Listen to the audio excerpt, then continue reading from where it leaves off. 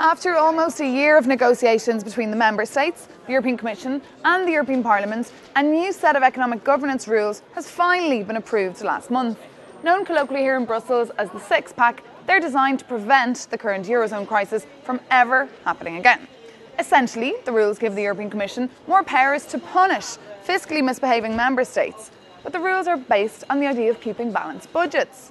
And this, as we've seen, has led to harsh austerity measures across the EU. Greece is a perfect example of austerity stifling growth. So are these new rules the right answer? Let's ask the Dutch MEP Corien Wortmann-Kool of the EPP Group. Thank you very much for having coffee with me today. Yes, thank you. No problem. So first of all, for those who are not familiar with this six-pack, this economic governance, the six-pack, can you just explain, kind of give a little resume of what exactly it means and what it means really for European citizens as well, essentially? Yes. Well, the six-pack is actually a revolution of the economic governance in the European Union. Because both on our debt and deficits problems, our stability and growth pact, as well as with regard of member states having macroeconomically healthy and sustainable policies, on both issues there will be a much stronger surveillance in the European Union and even sanctions, independent of whether member states read the Council approves this or not, independently by the European Commission. So semi-automatic sanctions included on both issues. Okay, but not everyone was in agreement with this. I mean, the Greens, they disagreed with 3 of the 6 pacts, or the 6 legislations, and also the Socialists were against it. They thought that it would bring about more austerity and more poverty. What did you say to them, for example? Well, when we want to protect our jobs and even achieve economic growth, we first have to solve our debt and deficits problems.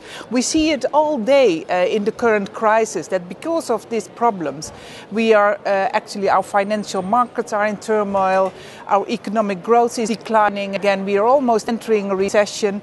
And both the Socialists and the Greens, they didn't want to take the responsibility of first solving really our problems, because we cannot just continue with making additional debt and deficits.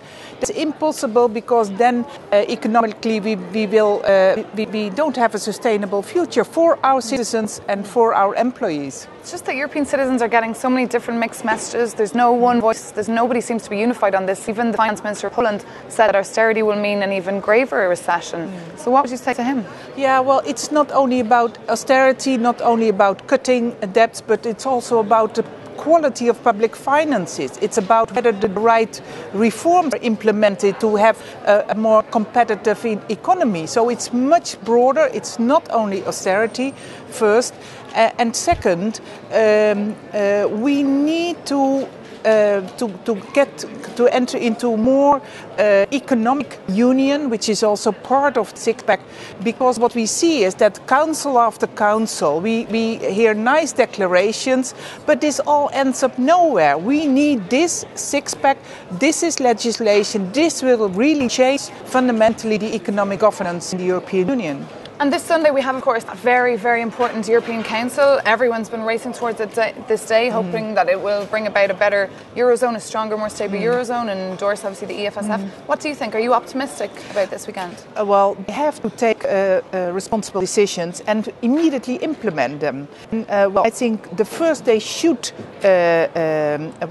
what they should do is taking this six-pack, and, for instance, countries like Italy, like France, like Spain, they should immediately adopt policies, budgetary policies, to cut their deficits and debts. Because that will mean more stability, more trust of the financial markets, less problems with our banks, and of course we finally have to find a solution for Greece.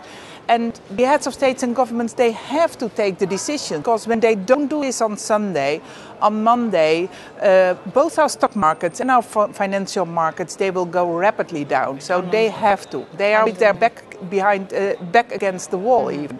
Okay, and just finally, what about the social crisis that we're seeing as well in Europe? I mean, this is a signed document from 77 civil society organisations, so trade unions and NGOs, and they are against the six-pack, they're against economic governance, and they are part, obviously, of the group that were on Saturday, 50th October, taking part in the World Revolution that we saw in countries and villages and towns all over the world. How do you feel as an EU leader about these? Well, actually the trade unions, but especially the employees, they actually gain with the six-pack, because what we want to achieve is that we prevent us from having another crisis, that already very early, when the problems are not that huge, that member states can be forced to solve their debt and deficits problem in order to prevent them from ending up in these big problems where huge cuts are needed, where like in Greece, it's very difficult also for the companies and SMEs, and we should really not enter into that. So actually the trade unions, they have to gain the most of sustainable public finances, because this is the prerequisite to again